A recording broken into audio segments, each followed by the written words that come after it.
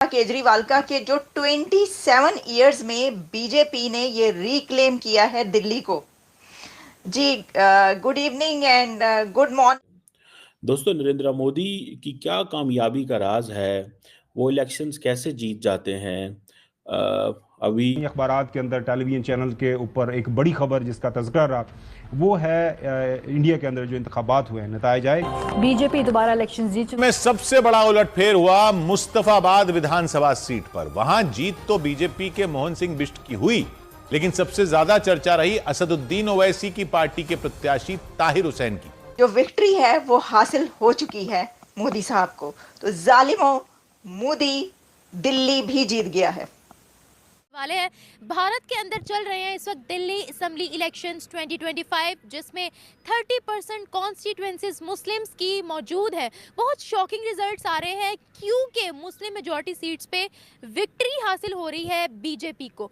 70 seats में से लगभग 40 से 42 सीट्स अभी तक बीजेपी के नाम हो चुकी हैं। इस हवाले से पाकिस्तानी अवाम के राय रिकॉर्ड करेंगे कि अगर हम मुस्लिम मेजॉरिटी सीट्स की बात करते हैं वहाँ पर बीजेपी को विक्ट्री क्यों हासिल हो रही है। इससे पहले भी जो इलेक्शंस हुए थे गुजरात के अंदर मेजर सीट्स जो थी वो प्राइम मिनिस्टर मोदी को हासिल हुई थी। क्या वजह है?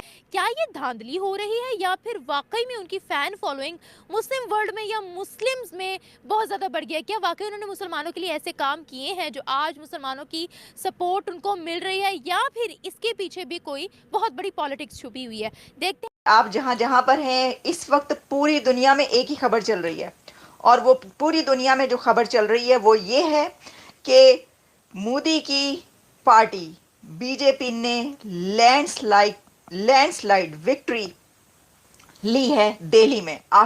हाय फ्रेंड, स्वागत है आपका ये आज की खबर में। तो दोस्तों, दिल्ली में चुनाव के बाद नरेंद्र मोदी जीत गया है और केजरीवाल हार गया है, और पाकिस्तान में खलबली मची है कि नरेंद्र मोदी कैसे जीत गया दिल्ली चुनाव में। तो दोस्तों चलिए देखते हैं वीडियो में, और ऐसी वीडियो देखने के लिए हमारे चैनल को लाइक करो, शेयर करो, सब्सक्राइब करो। तो दोस्तों चलिए चलते हैं वीडियो की तरफ। जय हिंद, जय भारत।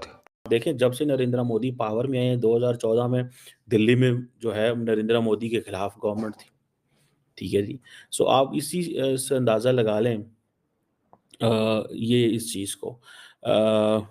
एक तो ये चीज़। अब क्वेश्चन ये है कि ऐसी क्या, हमें उसको लफ्ज़ नहीं बोलना चाहिए लेकिन मैं बोल लेता हूँ just to enhance your vocabulary. हमारे पंजाबी में कहते हैं ऐसी क्या गिदड़ सिंगी है कि मोदी साहब जो है वो हमेशा जीत जाते हैं। और ये जो इन्होंने किया है इसकी क्या लॉजिक है? ठीक है ना जी।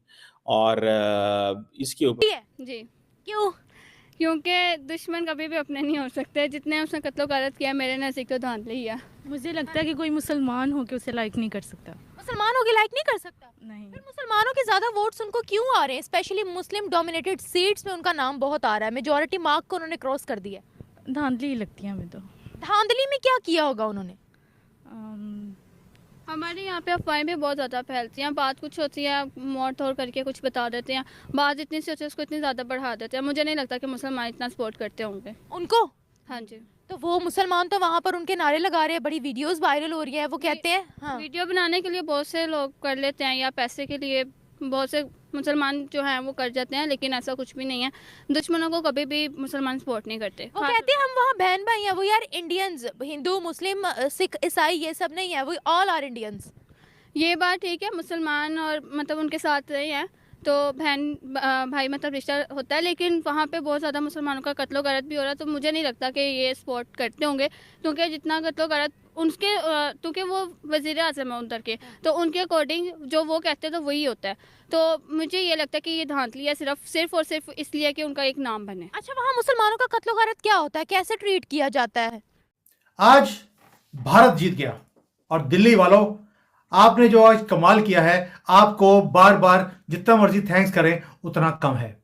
आज पाकिस्तान हारा है, आज चाइना हारा है। चाइना को अंडा मिला है, अंडा।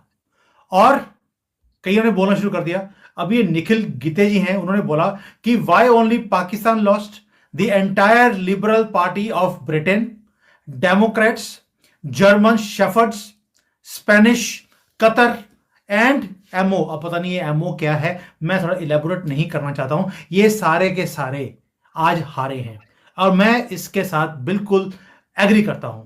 मंजरी जी। शर्मा का तो हमने भी सुना था कि वो शायद दोबारा आ जाएं और उनको टिकट मिल जाए, काफी नाम आ रहा था उनका। नुपुर शर्मा को वोट सीट देने का मतलब ये है कि सारे के सारे मुस्लिम वोट्स को कंसोलिडेट करके केजरीवाल को पहुंचा देना, और उसके बाद मुस्लिम वोट डिवाइड नहीं होता। आप ये देखिए, जहां पर 75% 65% के करीब मुस्लिम्स हैं मुस्तफाबाद सीट, वहां उस 65% मुस्लिम डोमिनेटेड सीट्स के ऊपर भी अगर बीजेपी जीती है तो कैसे? क्योंकि वहां पर आम आदमी पार्टी के कैंडिडेट को 70,000 या 60 कुछ ऐसे वोट्स मिले, और एक है ओवैसी की पार्टी के कैंडिडेट को वोट्स मिले, और कांग्रेस, तीनों के तीनों मुस्लिम कैंडिडेट्स थे, उनमें मुस्लिम वोट बट गया और हिंदू जीत गया। ऐसी कई सारी सीट्स हैं जहां पर मुस्लिम वोट डिवाइड हुआ और हिंदू कैंडिडेट या बीजेपी का कैंडिडेट जीत गया। वो इसीलिए पॉसिबल हो पाया क्योंकि नुपुर शर्मा कंपटीशन में नहीं थी।